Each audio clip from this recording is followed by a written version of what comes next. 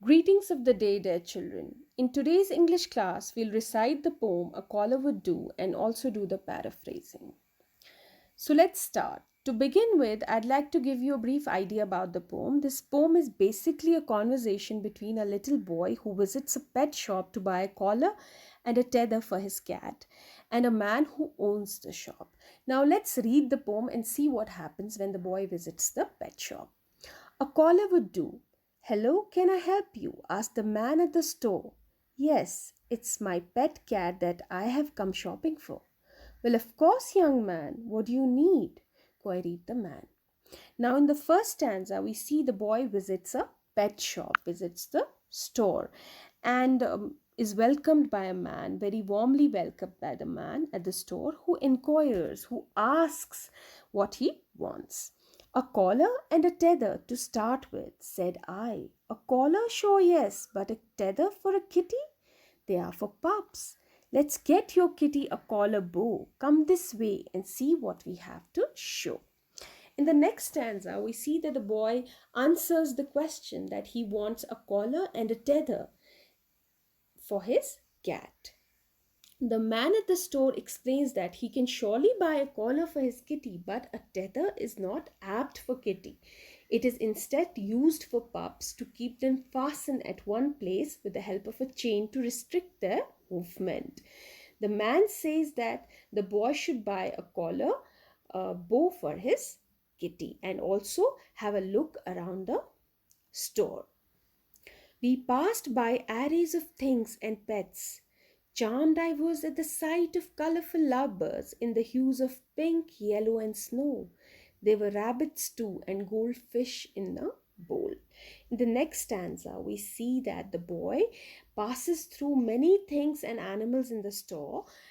Arrays are something which is, arranged in a proper way, nicely in a line, and this boy passes through a large number of things which are placed in order, and he is excited to see and happy to see various pets like colorful lovebirds in different colors of yellow, purple, pink, snow, and he also spots some rabbits and goldfish in the bowl.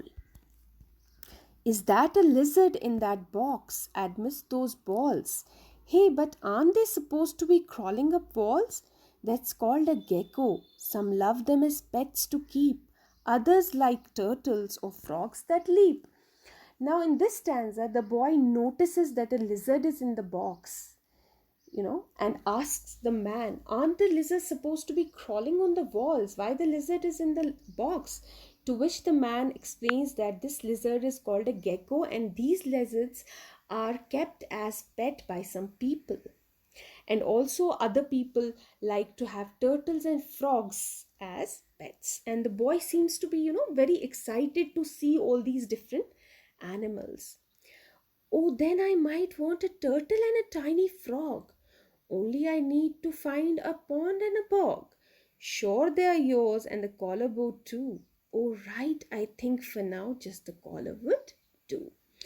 Now, in the last stanza, you can see the boy is so excited to see different pets that he might want a turtle and a tiny frog as a pet. But very soon he's reminded that if he buys any of those, he would need a pond and a bog to keep them. Bog, I've already explained, is a spongy, wet ground which has very soft, soil with dead plants around it.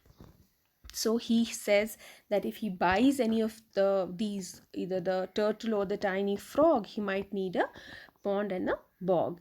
To which the man in the store very politely says that he can have them and the collar boat too, which he had spoken about in the beginning only. In the end, the boy says for now he would just buy the collar. What would he buy? He would just buy the collar for his kitty, and the poem concludes.